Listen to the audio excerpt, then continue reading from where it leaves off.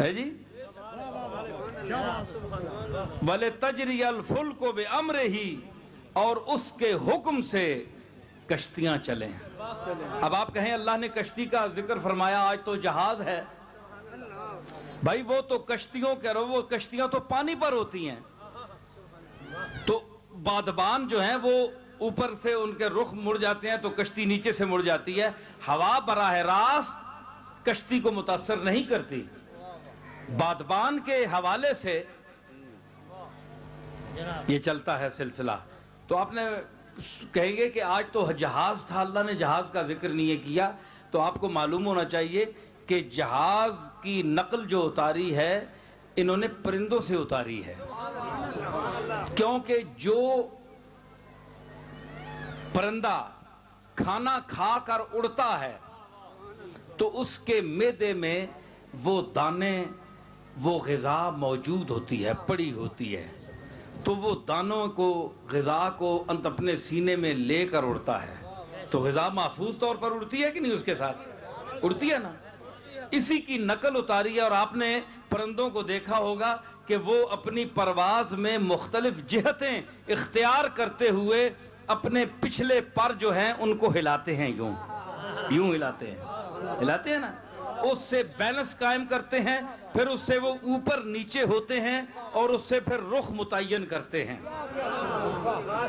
اس کی نقل اتاری ہے ہوائی جہاز۔ یہ اللہ نے جو قدرتی طور پر جہاز اڑائے ہیں نا یہ پرندے اپنی قدرت سے، اس کی نقل اتاری ہے۔ تو جہاز کے اندر سینے میں آج 500 سواریاں اسی طرح بیٹھتی ہیں جس طرح اس پرندے کے اندر دانے بیٹھے ہوتے ہیں۔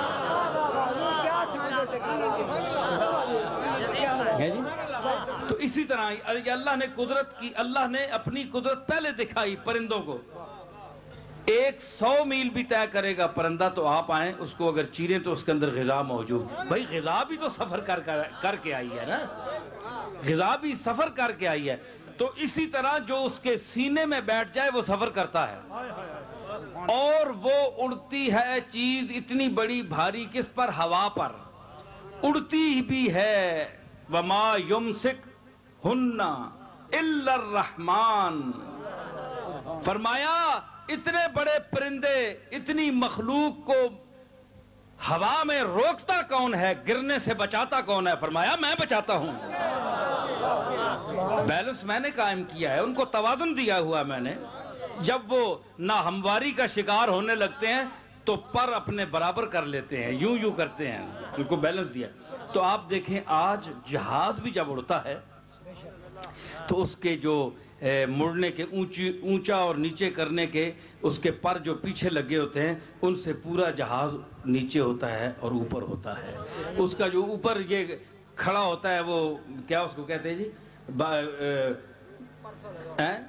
پر پیچھے لگا ہوتا ہے، اس سے وہ ادھر ادھر دائیں بائیں مڑتا ہے، تو وہ بھی لِتَجْرِيَ الْفُلْكُ بِأَمْرِهِ،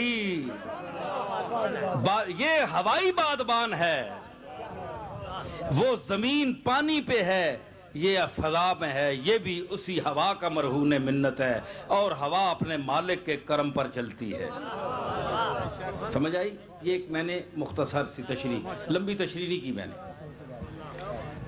وَلِتَبْتَغُوا مِنْ فَضْلِهِ، اس لیے چلاتا ہوں، پھر علت ہوائیں چلانے کی علت کیا ہے؟ وَلِتَبْتَغُوا مِنْ فَضْلِهِ، تاکہ تم اللہ کے جو اس بکھیرے ہوا فضل ہے کائنات میں اس کو تلاش کرو۔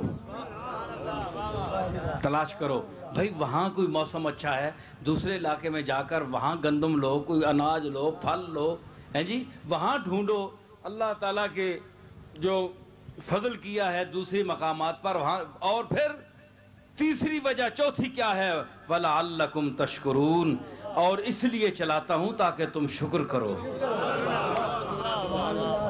تو 3 علتیں ہوئی۔ کیا کہ میں تمہیں چکھاؤں اپنی رحمت کو، وَلِيُذِيقَكُم مِّن رَحْمَتِهِ، وَلِتَجْرِيَ الْفُلْكُ بِأَمْرِهِ۔